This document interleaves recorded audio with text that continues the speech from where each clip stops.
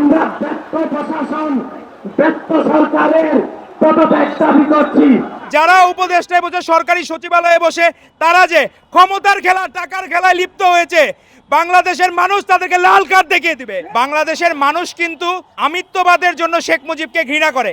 আজকে সেই আমিত্ববাদ চলে এসেছে আমাদের এই ভাইদের মধ্যে। মনে হয় শেখ মুজিব, শেখ হাসিনার প্রেতাত্মা তাদের মধ্যে ভর করেছে।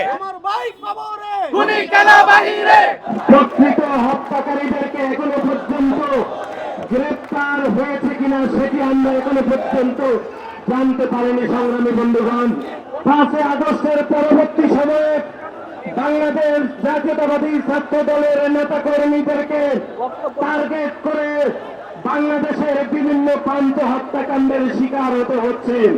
আমরা স্পষ্টভাবে যেটি ঘোষণা করতে চাই, বাংলাদেশ জাতীয়তাবাদী ছাত্র দলের কোন নেতা কর্মীর নামে যদি ভবিষ্যতে কোন নেতা কর্মীর গায়ে কোনো আঘাত করা হয়, প্রতিটি নেতা কর্মী বাংলাদেশের প্রতিটি শিক্ষাঙ্গনে আমরা আন্দোলন সংগ্রাম করে তুলব। শাহরিয়ার আলম সামনের হত্যাকাণ্ডের মোটিভ এবং হত্যাকাণ্ডের কারণ এবং নেগেটিভ ন্যারেটিভ তৈরি করতে তারা সামাজিক যোগাযোগ মাধ্যমে ব্যস্ত হয়ে রয়েছে। শাহরিয়ার আলম সামনের হত্যাকাণ্ডের যে প্রতিবাদ করে সামাজিক যোগাযোগ মাধ্যমে যে বিবৃতি দিয়েছেন, সেই বিবৃতিকে আমরা বিনা প্রত্যাখ্যান করছি। আমরা ব্যর্থ প্রশাসন, ব্যর্থ সরকারের পদত্যাগ দাবি করছি। কারণ শাহরিয়ার আলম সামনে খুন হওয়ার 6 দিন পরও আমরা দেখেছি সেই ব্যর্থ প্রশাসন এখনো পর্যন্ত সিসি ক্যামেরার কোন ফুটেজ, কোন আলামতটা কি তারা সংগ্রহ করতে পারেনি। 7 দিন কেটে গেল, তারপরে আমরা সাম্য হত্যার আজকে বিচার পাচ্ছি না। আজকে যখন উপদেষ্টারা বিভিন্ন জায়গায় তারা তাদের ক্ষমতা ধরে রাখার ব্যস্ত, যারা ছাত্র উপদেষ্টা, যারা একসময় আমাদের ভাই ছিল, বৈষম্য বিরোধী, তারা আজকে নিজেরা স্বার্থপরের মতো আচরণ করতেছে। আমাদের কাছে মনে হচ্ছে আজকে যখন এনসিপির আহ্বায়ক যিনি, উনি নিজে আজ পর্যন্ত কোনো স্টেটমেন্ট দেন নাই, যা আমাদের সকলকে হৃদয়কে নাড়া দিয়েছে।